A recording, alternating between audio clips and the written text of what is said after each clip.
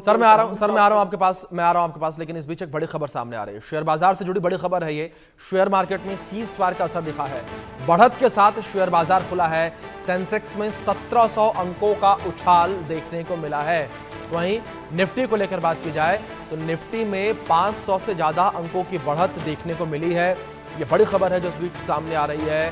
Share market में cease fire का असर देखने को मिला और जो शेयर बाजार है वो बढ़त के साथ खुला है।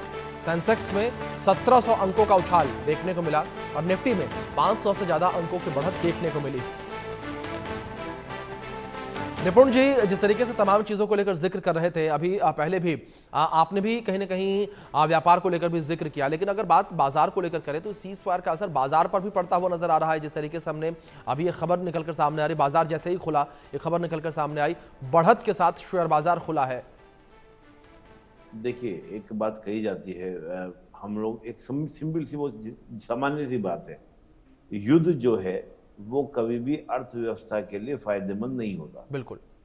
हाँ, अगर युद्ध से आपको कुछ बेनिफिट्स होते हैं, लाभ होने होते हैं, जैसे मान लीजिए हमको कुछ जमीन ऑक्यूपेशन हो जाए, है ना, पाकिस्तान की हम जमीन पीओ के हम पूरा वापस ले ले, कुछ जमीन पे हम कब्जा कर ले, या जैसे पहले होता था राजा महाराजा युद्ध करते थे तो वो दूसरे देश से सोना वोना उठा के ले आते थे, वहाँ का जो भी आपके आभूषण हो गए वो सब लेके आ जाते थे, तो उससे बेनिफिट हुआ करते हैं। लेकिन आज के दौर में संभव नहीं है, पॉसिबल नहीं है। और देखिए, वॉर के बाद जैसे मान लो जमीन मिलेगी तो उसका यूटिलाइजेशन तो बाद की बात होगी। तो इसलिए आज की डेट में ये कहा जाता है कि war is not the better for the economy.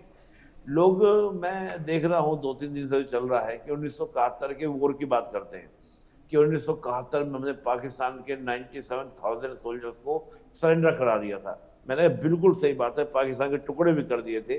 लेकिन ये बताओ, उसी वॉर के परिणाम स्वरूप ये हुआ था कि आने वाले 20 साल तक एक भी डेवलपमेंट प्रोजेक्ट जो भारत में नहीं लग पाया था। इवन 1990 में स्थिति ये आ गई थी, हमारे इतने हमको घाटे में चले गए थे कि हमको जाके वर्ल्ड बैंक IMF के सामने जाके गिड़गिड़ाना पड़ा कि हमको पैसा दे दीजिए जी। तो वॉर तो कभी भी बेटर नहीं होता इकोनॉमी के लिए। और जैसी बात है, जब सीज फायर होगा तो जो एक विश्वास होता है कारोबारियों का कि अब सब शांत हो जाएगा, अब हम काम कर पाएंगे। और देखिए, इसका बढ़ना बहुत जरूरी है। शेयर मार्केट का क्यों बढ़ना जरूरी है? क्योंकि जो इन्वेस्टमेंट का माहौल भारत के पक्ष में बना हुआ है। बिल्कुल। चीन नहीं चाहता था कि वो इन्वेस्टमेंट का माहौल भारत के पक्ष में बने। अब जैसे आपका शेयर मार्केट में उछाल आएगा तो इन्वेस्टर जो है उनका कॉन्फिडेंस भारत में दोबारा आएगा और भारत में इन्वेस्टमेंट आना शुरू हो जाएगा, और जो आज की तारीख में भारत की सबसे बड़ी नीड है। बिल्कुल।